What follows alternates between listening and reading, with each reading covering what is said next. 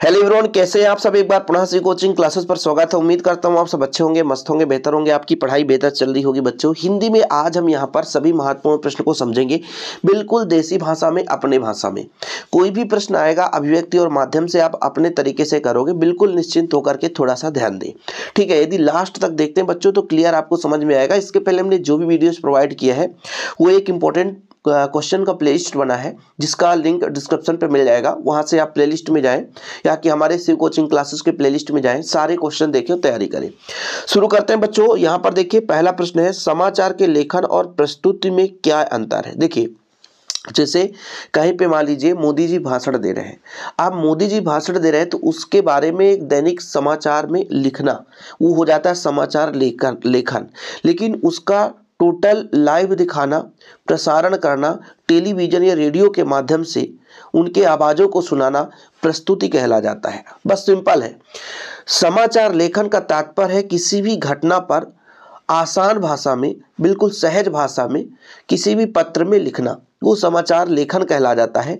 वहीं पे जब प्रस्तुत की बात करते हैं बच्चों, तो किसी भी घटना को ऑडियो या वीडियो के माध्यम से दिखाना या कि सुनाना, वो आपका प्रस्तुति हो जाता है। देखिए, समाचार की लेखन शैली, भाषा और प्रस्तुत में आपको कई अंतर देखने को मिलते हैं। सबसे सहज और आसानी से नजर आने वाला अंतर यह है कि जहां अखबार पढ़ने के लिए होता है, वहीं रेडियो सुनने के लिए, टीवी देखने के लिए और टीवी देखने के लिए ज़्यादा महत्वपूर्ण है। अब इसको अपने भाषा में लिखोगे। जैसे क्वेश्चन क्या बना, समाचार के लेखन और प्रस्तुति में क्या अंतर है। समाचार लेखन का तात्पर्य है किसी भी घटना या किसी भी समाचार को एक पत्र पे लिखना, जिसको हम केवल और केवल पढ़ सकते हैं, है ना, उसको समझ सकते हैं। दूसरी बात, प्रस्तुति का मतलब है किसी घटना को किसी रेडियो या टेलीविजन के माध्यम से सुनना या देखना, ठीक है। ये आपका प्रस्तुतिकरण कहलाता है, बस शाब्दिक रूप से। क्योंकि 2 नंबर का क्वेश्चन आएगा, 2 से 4 नंबर वाला तो क्वेश्चन है नहीं, तो आपको भटकने की जरूरत नहीं है। अगला देखिए बच्चों, जन संचार माध्यम की प्रमुख विशेषताएं। जन संचार माध्यम क्या कहलाता है। जैसे मान लीजिए दिल्ली में कोई कार्यक्रम चल रहा है माननीय प्रधानमंत्री जी का, ठीक है, और उस कार्यक्रम को आप अपने घर बैठे देख रहे हो, तो कहीं ना कहीं किसी न किसी माध्यम के द्वारा उसको देख रहे हो, तो लोगों तक पहुंचाने वाला किसी भी मतलब सूचना का माध्यम, वो आपका जनसंचार माध्यम कहला जाता है। यानी आपके जैसे मान लीजिए किसी भी महान व्यक्ति के द्वारा कुछ अच्छी चीजें लिखी गई और उसको समाचार पत्र के माध्यम से आप तक पहुंचाया गया, तो समाचार पत्र क्या हो गया, जनसंचार का माध्यम कहला गया। तो जनसंचार के माध्यम से लोग संदेश को आसानी से प्राप्त कर पाते हैं, मतलब किसी भी घटना पर आसानी से उसकी जानकारी प्राप्त कर पाते हैं। देखो, जनसंचार द्वारा समाज की बौद्धिक संपदा का हस्तांतरण संभव होता है। जनसंचार द्वारा विभिन्न विषयों पर आधुनिक जानकारी उपलब्ध कराई जाती है, ताकि अनेक समस्याओं का हल तुरंत खोजा जा सके। जनसंचार द्वारा संदेश तीव्र गति से भेजी जाती है। अब आप कहोगे विशेषताएं कैसे लिखेंगे, तो आप 3 विशेषता अपनी भाषा में लिखेंगे। जैसे जनसंचार द्वारा संदेश तीव्र गति से भेजा जाता है। जनसंचार एक बड़ा पैमाना है ना, पैमाना इसकी जो है बहुत बड़ा है, मतलब इस हाँ, पैमाना बड़ा का तात्पर्य है कि हर जगह का जो है सूचनाएं आसानी से पहुंचा सकता है, ठीक है। जनता के रुचि के अनुकूल होता है, ठीक है, और जनसंचार के द्वारा विभिन्न विषयों पर आधुनिक जानकारी उपलब्ध कराई जाती है। तो ये 2-3 आपको विशेषता आना चाहिए। इसके बाद अगला प्रश्न है बच्चों, यहां पर देखिए, जन संचार माध्यम की दोष पूछा जाए या कमी या सीमाएं, वही चीज है।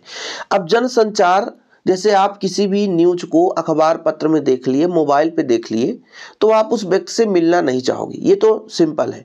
यदि आपको मान लीजिए उससे मिलना होता, उसकी सूचना खबर आपको नहीं होती, तो आप जाते उससे डायरेक्ट मिलने। लेकिन उसको टेलीविजन के माध्यम से आपने देख लिया, अखबार पत्र से आपने उस घटना को समझ लिया, या उसको फोन से आपने वीडियो कॉल में देख लिया, तो जनसंचार हो गया, माध्यम हो गया।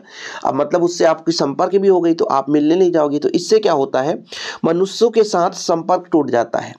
इंटरनेट व टेलीविजन पर मनुष्यों के साथ अधिक समय व्यतीत होता है। मतलब जनसंचार माध्यम के दोष है कि जो हमारा समय काम में लगना चाहिए, आजकल देखिए पढ़ाई के साथ साथ लोग इंटरटेनमेंट करने में लगे हैं। फेसबुक रील्स बनाते हैं, इंस्टाग्राम रील्स बनाते हैं, बच्चों के लिए नुकसान ही है, क्योंकि जब हमको पढ़ाई करना है वहाँ पे रील्स बना रहे हैं। ऐसे ही जब हमें क्या हो जाता है कि सोशल मीडिया का लत लग जाता है, संचार माध्यम का लत लग जाता है तो आप इंटरनेट और टेलीविजन में अपना समय व्यतीत कर देते हैं। अन्य व्यक्ति के साथ गुणवत्ता बिताने के लिए बहुत कम समय मिलता है। मैंने बताया ना, मुख्य रूप से कारण यही है कि मनुष्यों के साथ संपर्क टूट जाता है। ज़्यादातर आप अपना समय टेलीविजन में गुजार देते हैं और लोगों से कम मिल पाते हैं। ये आज सबसे बड़ा फैक्ट है। पहले जब हम बहुत छोटे थे तो हर चौराहे पे ज़्यादा लोग बैठे मिलते थे, लेकिन आज वहीं पे आपको शाम को उतना ज़्यादा बैठे नहीं मिलेंगे, क्योंकि घर में ही दुनिया की न्यूज़ अपने घर में टेलीविजन या मोबाइल से देख रहे हैं। जनसंचार माध्यम के प्रमुख प्रकार बताइए। जनसंचार माध्यम, ये तो सबको पता है कि जनसंचार है क्या, एक ऐसा माध्यम जिसके द्वारा हम किसी सूचना को एक स्थान से दूसरे स्थान तक, एक व्यक्ति से दूसरे व्यक्ति तक पहुंचा देते हैं, वो आपका कहलाता है जनसंचार के माध्यम। अब जनसंचार का माध्यम क्या हो सकता है? रेडियो भी हो सकता है, टीवी भी हो सकता है, सिनेमा, इंटरनेट, टेलीविजन। टीवी का ही माध्यम है टेलीविजन, ठीक है। प्रमुख प्रकार की बात कर रहे हैं ना, तो शॉर्टकट में आप लिख लो। जनसंचार का माध्यम है समाचार पत्र, पत्रिकाएं, रेडियो, है ना, टेलीविजन, सिनेमा, इंटरनेट, है ना, ये सब चीजें जनसंचार के प्रमुख प्रकार हैं। यहाँ पर देख सकते हैं प्रमुख प्रकार है समाचार पत्र, पत्रिकाएं, रेडियो, टेलीविजन, सिनेमा, इंटरनेट। इन माध्यमों के जरिए जो भी सामग्री आज जनता तक पहुंच रही है, राष्ट्र के मानस का निर्माण करने में तथा उनकी महत्वपूर्ण भूमिका है। जनसंचार की सबसे मजबूत कड़ी पत्र पत्रिकाएं या प्रिंट मीडिया होती है। प्रिंट मीडिया इसलिए सबसे बेहतर माना जाता है क्योंकि ये लंबे समय तक के लिए इसको हम संजो कर रख भी सकते हैं, इसको पढ़ते हुए इसके बारे में सोच भी सकते हैं, समझ भी सकते हैं, इसलिए प्रिंट मीडिया सबसे महत्वपूर्ण होता है। प्रिंट माध्यम क्या होता है बच्चों? मुख्य रूप से दो ही माध्यम होते हैं, एक प्रिंट और एक आपका इंटरनेट मीडिया। प्रिंट मीडिया का मतलब ये होता है किसी भी सूचना को लिखित रूप से एक स्थान से दूसरे स्थान तक पहुंचाएं। जैसे दैनिक समाचार पत्र पत्रिकाएं, है ना, आप कई प्रकार से समाचार पत्र देखते हैं, दैनिक भास्कर, दैनिक जागरण, पत्रिका, हर जगह द हिंदू, तो कई सारे पत्रिकाएं हैं जिसके माध्यम से लोगों तक सूचना पहुंचाते हैं। तो प्रिंट माध्यम का मतलब है जिसके माध्यम से लिखित सूचनाओं को पहुंचाया जाता है, वो आपका प्रिंट माध्यम कहलाता है। सुपर फास्ट रिवीजन करेंगे। प्रिंट माध्यम की प्रमुख विशेषताएं देखिए। प्रिंट माध्यम की प्रमुख विशेषताएं ये है कि भाई साहब विस्तृत जो जानकारी है इसके माध्यम से दी जा सकती है, ठीक है, और साथ में इसमें भाषा और अनुशासित तथा शुद्ध होता है। जो भाषा होता है अनुशासित होता है और शुद्ध होता है, ठीक है। मैं अपने थोड़ा तरीके से बता रहा हूँ, आपको लिखना है तो लिख सकते हैं कि प्रिंट माध्यम की प्रमुख विशेषताएं ये जो इसमें भाषा लगाई जाती है अनुशासित एवं शुद्ध होता है तथा इनमें जो भी सूचना होते हैं स्थायित्व होता है, सर्वाधिक महत्वपूर्ण और विस्तृत माध्यम होता है। देखिए, मुद्रित माध्यम के तहत अखबार, पत्रिकाएं, पुस्तकें आदि मुद्रित माध्यमों की सबसे बड़ी विशेषता है या शक्ति यह है कि छपे हुए शब्दों का स्थायित्व होता है, ठीक है, कि जो प्रिंट माध्यम होता है इसमें जो छपे हुए शब्द स्थायित्व होता है उसे आप आराम से धीरे धीरे पढ़ सकते हैं और पढ़ते समय उसको हम सोच भी सकते हैं, मतलब माइंड में। आप जैसे मान लीजिए टेलीविजन देख रहे हैं, किसी सूचना को देख रहे हैं, यानी न्यूज़ देख रहे हैं। जब आप न्यूज़ देखेंगे बच्चों तो उसके बारे में सोचेंगे नहीं, यदि सोचेंगे तो आगे का वो बोल जाएगा, आप समझ नहीं पाएंगे। लेकिन जब आप प्रिंट मीडिया में समाचार पत्र पढ़ते हैं तो आप पढ़ते पढ़ते उसके बारे में सोच भी सकते हैं, ठीक। चलिए आगे देखिए, प्रिंट माध्यम की प्रमुख यहाँ पे सीमाएं पूछ दिया गया। सीमाएं मतलब कमियां, दो चार कमियां तैयार कर लो, ठीक है। कौन कौन सी सीमाएं हैं? लिमिट है, मतलब इस सीमाओं का तात्पर्य ये है कि इस सीमा से बाहर वो मतलब बाहर ना जाए। जैसे मान लीजिए कोई सूचना आपको देता है तो कहीं एक्सीडेंट हुआ है तो मतलब वो जो सरकार का गाइडलाइन है उसी के आधार पर सूचना दे, या कि मान लीजिए कहीं पेपर लीक ही हो रहा है तो ऐसा गलत अफवाहें ना फैलाए, तो वो एक निश्चित नियम होता है। और कोई भी सूचना दे तो जैसे हमारा संविधान है, संविधान को ध्यान में रखते हुए न्यायालय में जो एक निश्चित दायरा है उसको उसकी अवमानना ना हो, मानी हानि संबंधित प्रेस की प्रभावित करने वाले अधिनियम जो है उससे प्रभावित ना हो, तो कई सारे हैं। देखिए, भारत की संप्रभुता, अखंडता, राज्यों की सुरक्षा तथा लोक कल्याण संबंधित प्रेस अधिनियम कि मतलब भारत में आप वही चीज न्यूज में दिखाओगे जो हमारे भारत देश को तोड़े ना, है ना। ऐसा ना हो कि आपके न्यूज से लोग भड़क जाए, तो ऐसा न्यूज आपको नहीं दिखाना है। मतलब अखंडता पर चोट ना आए, राज्यों की सुरक्षा पर, लोक कल्याण पर, ऐसी चीजें आपको नहीं दिखाना है, उस अधिनियम का पालन करना है।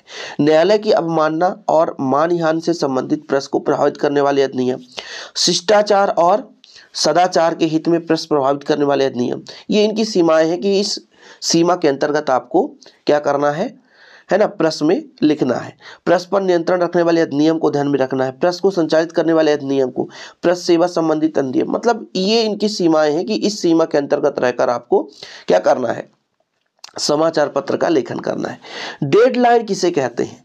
डेडलाइन का अर्थ है किसी रिपोर्टर को या कार्य करने की अंतिम समय सीमा, कि भाई साहब आपको इस सूचना को 5 मिनट में देना है तो आपको डेडलाइन हो गया। ठीक है, कोई भी समाचार पत्र जिस अवधि में के बाद वो छापता है वह अवधि ही उस समाचार की डेडलाइन कहला जाती है। कहने का मतलब यहाँ पे डेडलाइन का तात्पर्य ये है बच्चों, अंतिम समय सीमा नहीं, इसका तात्पर्य ये है कि आप इतने समय के अंदर ये न्यूज दिखाओगे, है ना, कि मान लीजिए कोई न्यूज है 24 घंटे के अंदर दिखाना है तो वो आपका डेडलाइन है। ये नहीं कि 5 दिन 6 दिन बाद दिखाओ, लेकिन आजकल के न्यूज वाले वैसे भी 10 दिन पहले रिकॉर्ड कर लेते हैं और चलाते रहते हैं, मैंने कई सारे न्यूज वालों को देखा। तो डेडलाइन का मतलब ये होता है कि किसी भी समाचार पत्र को जिस अवधि में छापना है वह अवधि उसका डेडलाइन अवधि कहलाता है। ठीक, रेडियो की प्रमुख विशेषताएं क्या है बताओ? रेडियो का सबसे बड़ा विशेषता तो ये है कि आप इसको कहीं भी ले जाकर के सुन सकते हो और सभी को लाभ मिल सकता है ना, मतलब जहां लाइट नहीं है वहां भी रेडियो काम करेगा। होता ना कि यदि लाइट नहीं है तो टेलीविजन नहीं चलेगा, मोबाइल चार्ज नहीं है, लेकिन रेडियो में सेल लगाओ काम करो। कितना बढ़िया, सबसे बेहतरीन। रेडियो मनोरंजन का सबसे अच्छा माध्यम है, श्रोताओं को स्वस्थ मनोरंजन प्रदान करता है। इस पर संगीत का वैविध्यपूर्ण खजाना श्रोताओं के लिए उपलब्ध है। शास्त्रीय, उपशास्त्रीय, भक्ति, लोक तथा फिल्म संगीत रेडियो पर उपलब्ध संगीत के लोकप्रिय प्रकार है। अब विशेषता में सबसे बढ़िया हमारी भाषा में लिखो कि रेडियो की सबसे प्रमुख विशेषता है इसको हम आसानी से कहीं भी ले जा सकते हैं, आसानी से इसके माध्यम से हम संदेश को सुन पाते हैं, न्यूज सुन पाते हैं और ये सभी व्यक्तियों को लाभ दे पाता है, बस।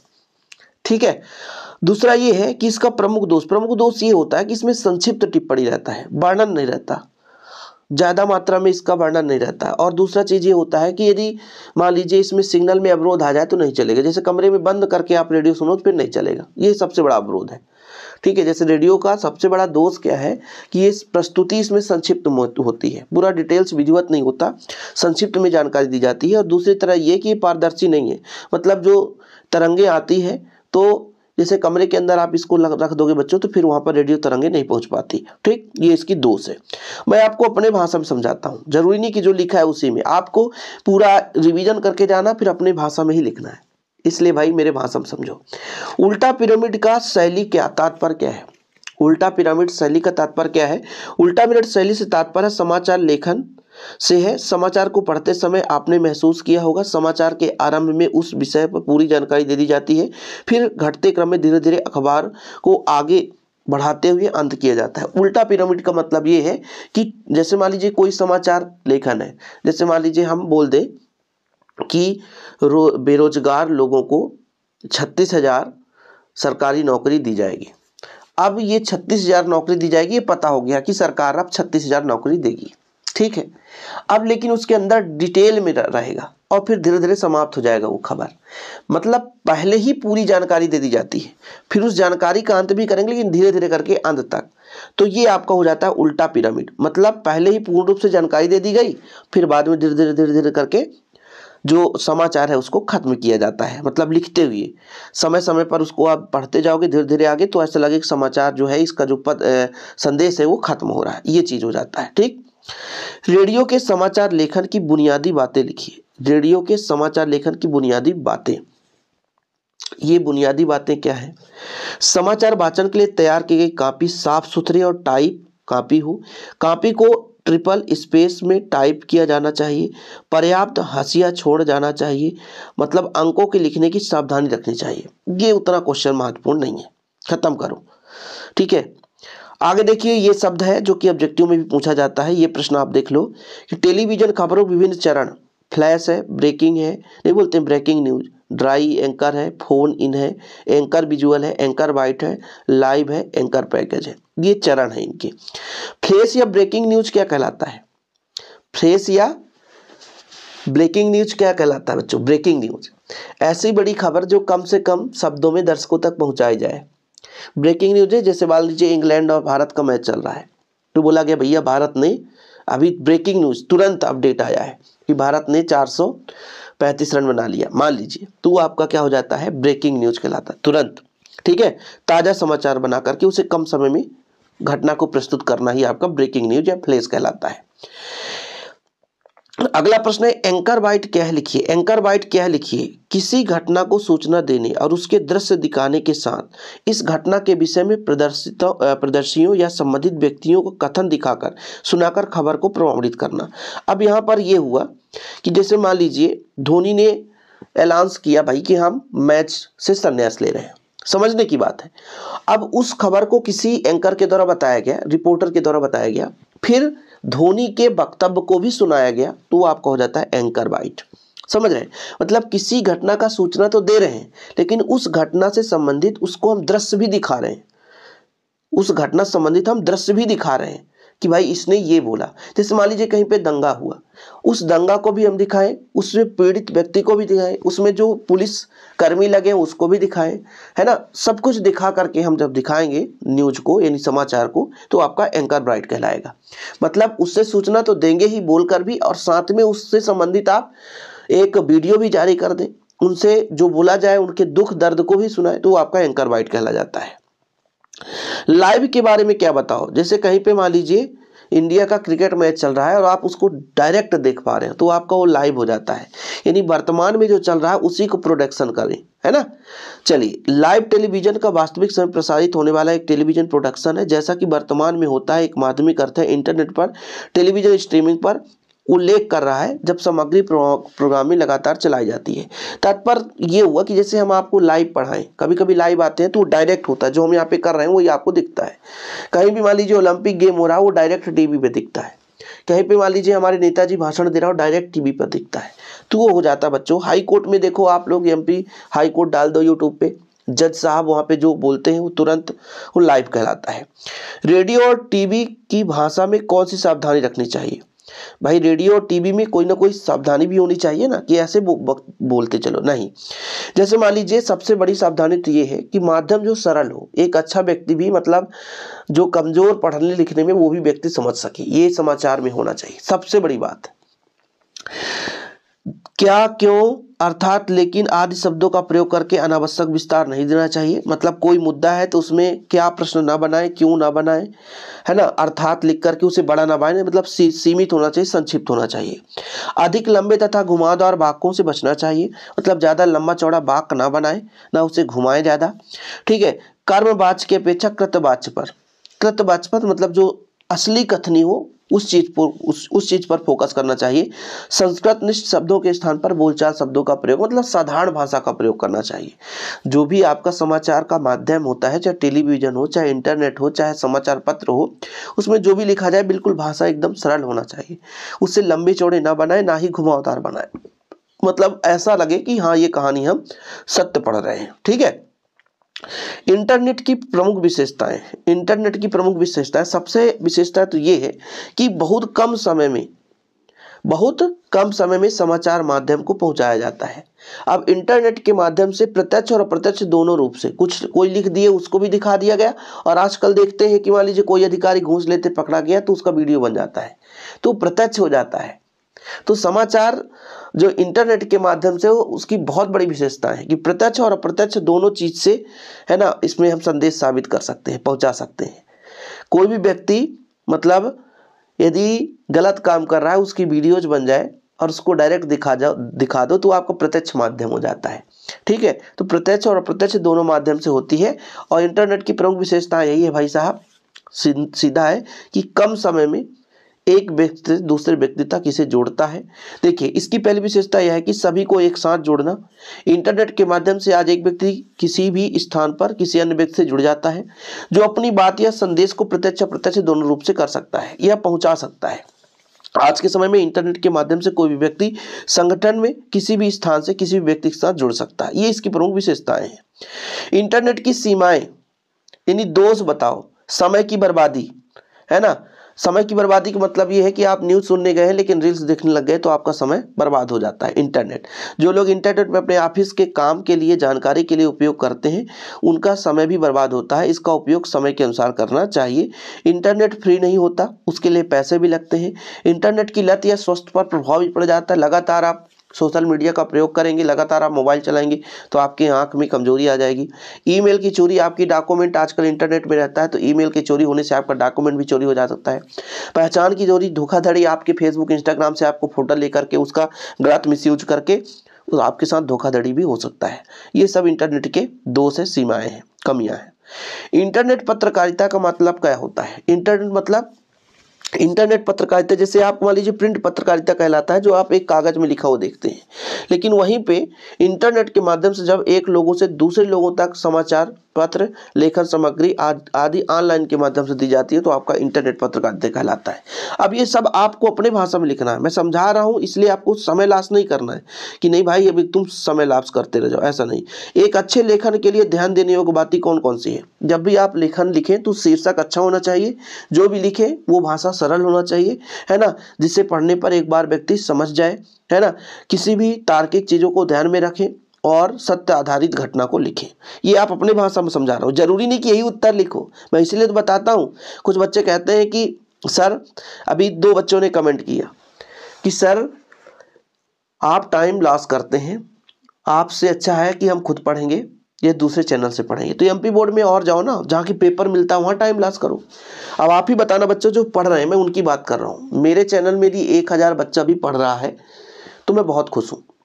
मैं उनसे बिल्कुल नफरत करता हूँ भाई साहब, चाहे वो 50 लाख व्यक्ति हो जो कि गलत डायरेक्शन पर जाते हैं। मुझे इससे मतलब नहीं है, पढ़ने वालों से मैं प्रेम करता हूँ और इसीलिए इतना मेहनत करता हूँ। ठीक है, चलिए पत्रकारिता लेखन क्या है? पत्रकारिता लेखन का मतलब होता है कि किसी भी एक पत्र लेखन के माध्यम से लोगों तक सूचना को पहुंचाना। समाचार माध्यमों से काम करने वाले पत्रकार अपने पाठकों श्रोताओं तक सूचनाएं पहुंचाने के लिए लेखन के विभिन्न रूपों का इस्तेमाल करते हैं, इसे हम पत्रकारिता लेखन कहते हैं। पत्रकारिता लेखन की भाषा बिल्कुल सरल होनी चाहिए, जो भी चाहे आप इंटरनेट लेखन की बात करो चाहे पत्रकारिता लेखन की भाषा बिल्कुल सरल होनी चाहिए। यहाँ पर देखो बच्चों, समाचार लेखन के 6 प्रकार कौन कौन से? ये ऑब्जेक्टिव क्वेश्चन पूछा था, क्या, कब, कहाँ, क्यों, कौन, कैसे। ठीक है, क्या, कब, कहाँ, क्यों, कौन, कैसे, ये आपका पूछा गया था। फीचर किससे कैसे लिखे? चलो ये काम का नहीं है क्वेश्चन। विशेष रिपोर्ट कैसे लिखें? संपादकीय लेखन क्या है, इसे आप थोड़ा सा देख लो। संपादकीय पृष्ठ को समाचार पत्र सबसे महत्वपूर्ण पृष्ठ माना जाता है। इस पृष्ठ पर अखबार विभिन्न घटनाओं और समाचारों पर अपनी राय देता है, इसे संपादकीय कहा जाता है। इसके अतिरिक्त विभिन्न विषयों के विशेषज्ञ महत्वपूर्ण मुद्दों पर अपने लेख प्रस्तुत करते हैं, इसे संपादकीय लेखन कहते हैं। संपादकीय लेखन का तात्पर्य यह है कि समाचार पत्र पर विभिन्न घटनाओं का लेखन, अपनी राय प्रस्तुत करना, सबसे ज्यादा होता है अपनी राय। संपादकीय लेखन के अंतर्गत लोग अपनी राय व्यक्त करते हैं कि कहीं पे मान लीजिए अभी राम मंदिर का निर्माण हुआ तो कुछ व्यक्ति इसके लिए फायदा बताएंगे तो कुछ व्यक्ति इसके लिए घाटा भी बताएंगे, कुछ व्यक्ति इसके लिए राजनीतिक मुद्दा बताएंगे। तो इसे आप लोग देखोगे अभिव्यक्ति के माध्यम से, अभिव्यक्ति मतलब खुद बोलने की स्वतंत्रता। वैसा भी अभिव्यक्ति ना करो कि दूसरे के, है ना, दूसरों को ठेस पहुंचे, उसको कहीं ना कहीं आहत हो, ऐसा नहीं। मतलब उस मुद्दे पर अपनी विचार रखना ही संपादकीय लेखन कहलाता है। ठीक है, स्तंभ लेखन क्या है बच्चों? स्तंभ लेखन देखो, स्तंभ लेखन विचारपरक लेखन का प्रमुख रूप है। कुछ महत्वपूर्ण लेखक अपने खास वैचारिक रुझान वाले होते हैं। ऐसे लेखकों की लोकप्रियता को देखकर अखबार उन्हें नियमित स्तंभ लिखने को जिम्मा देता है। स्तंभ का विषय चुनने और उनमें विचार व्यक्त करने के लिए पूरी स्वतंत्रता है। अब यहाँ पर यह है कि किसी भी घटना को विचार करके जो लिखा जाता है वो आपका स्तंभ लेखन होता है, वो भी आपके संपादक महोदय के द्वारा ही लिखा जाता है। संपादक के नाम, पत्र के नाम, ये काम का नहीं है बच्चों। एक सफल साक्षात्कार कौन होता है, ये महत्वपूर्ण है कि एक सफल साक्षात्कार के गुण कौन है? 2 व्यक्तियों के मध्य संबंध अच्छा बना सके। मतलब भाई आप किसी से बातचीत करोगे तभी तो एक संपादक का काम करोगे। ठीक है, साक्षात्कारकर्ता, एक दूसरे के संपर्क स्थापित करने का साधन उसके पास हो।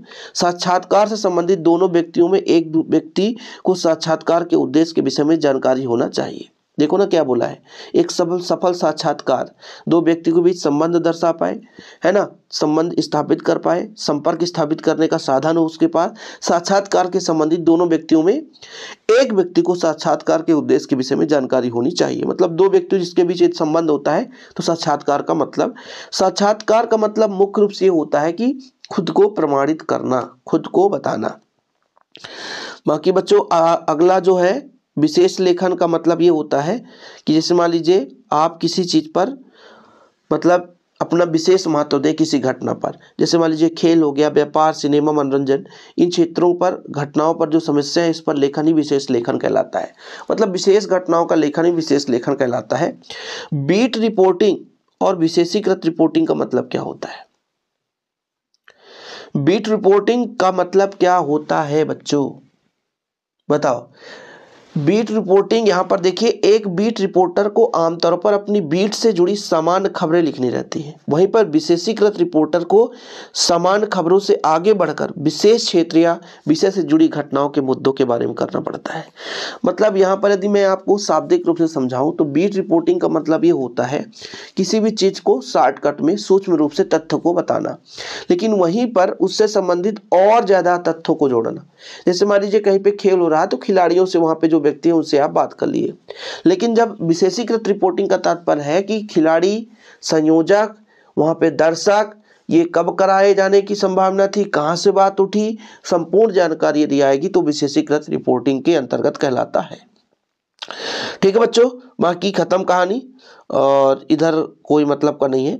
कुल मिलाकर जो मैं समझाया हूं इसे मैं टेलीग्राम में शेयर कर दूंगा, शिव कोचिंग क्लासेस के नाम से टेलीग्राम में आपको चैनल मिल जाएगा, उसे मैं शेयर कर दूंगा बच्चों। आप निश्चिंत रहें, जो भी मटेरियल है मैं शेयर करता रहता हूं, आप लोग भी पढ़ाई करते रहें। जय हिंद, वंदे मातरम।